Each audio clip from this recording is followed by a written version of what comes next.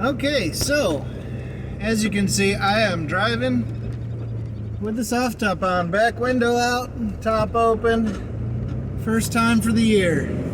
So it is May 9th. This is the first year since I've had this thing for 5 years that I've gotten the hard top off before it got super hot. And super hot, it's mid 70s today. I think it's supposed to be 80 something tomorrow.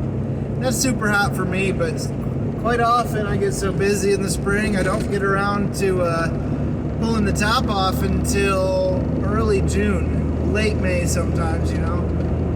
But it's always not only a problem with being busy, but a problem with logistics of how to get the top off. The first time I ever took it off, I pulled it off myself and then had it over my head and realized I had to figure out how to get it down to the ground. And I managed to do it, but that day I realized, you know, I'm getting older, I'm going to start hurting myself, or I'm going to drop this thing and break it and not have a hard top for winter anymore.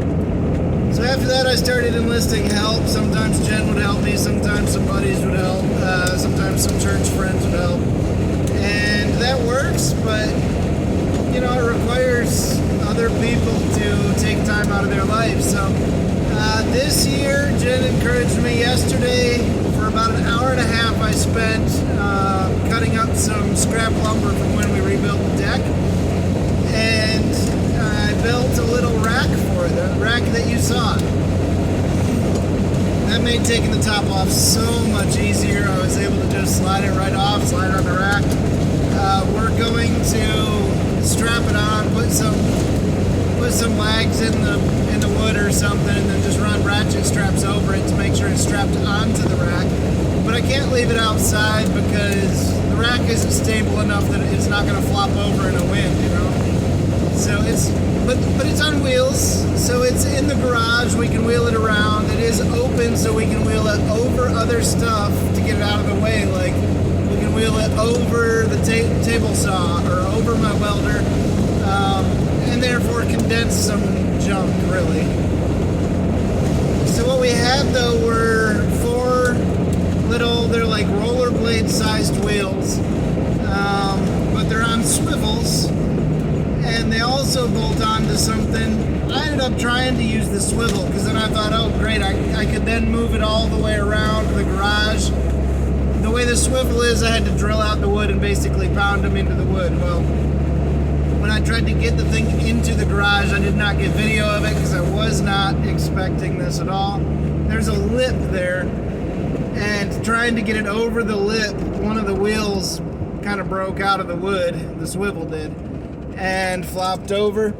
And that ended up causing major problems because then the whole thing was tipping over. I was able to get under it real quick and grab it and keep it from falling over, but just barely. I kind of hurt my shoulder a little bit and ended up having to call Jen, which is a whole nother fun story. My phone went into talkback accessibility mode. She couldn't hear me. I couldn't do anything to get anything to work, to turn volume up or anything. So here I am stuck under this hard top, halfway in the garage. Finally she could hear me because we had the windows open, so she could hear me through the window trying to holler at her. But we got it wheeled in. I've got that one up on a block now. I think I'm going to have to give up on the swivels and just bolt those things straight into the hard top. You know, everything I build, and I've heard it from other people too, there's always a version 1.0 and a version 2.0, and I think this is going to be 1.5. I'm going to have to take those swivels off and just bolt the wheels straight on, and if I want to turn, I'll have to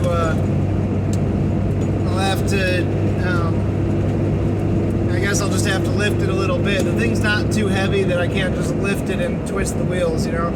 So I think that's it. I wish I could have gotten a video of the whole incident of it flopping over. Sorry you missed that. But it didn't crash, it didn't break, so hardtop's off. I now, probably since it's still rainy season, I'll keep the side windows in and just leave the back open. I don't care if it rains in here. I don't have carpet in here, but I don't want my seats all wet. I don't have vinyl seats yet or anything, so during the rainy season I'll keep those side windows in. My goal eventually is put a single seat back on that passenger side so that I can get my spare tire to stand up behind my seat. I'll build a whole rack for that.